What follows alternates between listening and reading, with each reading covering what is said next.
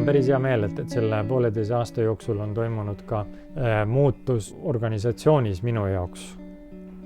Sellelt pinnalt, et õpilased on muutunud, minule endale tundub, et rahulikumaks või et on tundunud see käitumine, mida mina tajun, eks ikkagi võib-olla selles avalikus ruumis, et klassiruumis päevad on ka ju erinevad, aga üldiselt küll, et nagu mingisugust sellist käitumise muutust on tajuda küll, jah.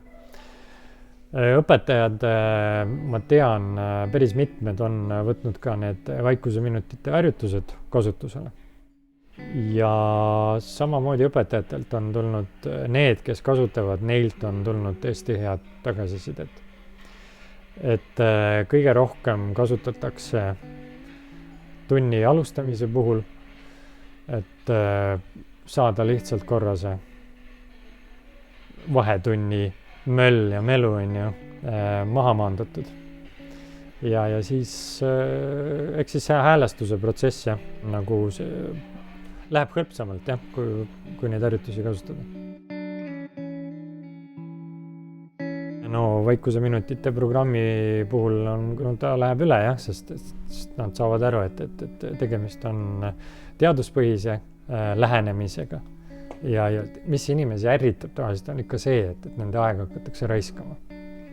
Ja seda me ei taha mitte keegi.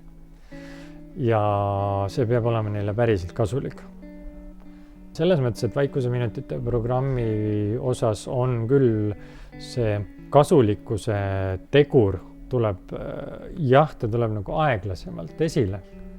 Sellepärast, et tegemist ei ole millegi sellisega, et ma nüüd võtsin ja õppisin ära ja nüüd ma oskan. See on ju pikk protsess, mida on väga keeruline mõõta, ehk siis kõiki, kuidas nii-öelda, et inimeste vahelisi suhteid on päris keeruline mõõta, on ju. Et see et tekitada selline ühtne meeskonna tunne, et korra võtame aja maha, et need harjutused on tõesti väga praktilised ja kasulikud.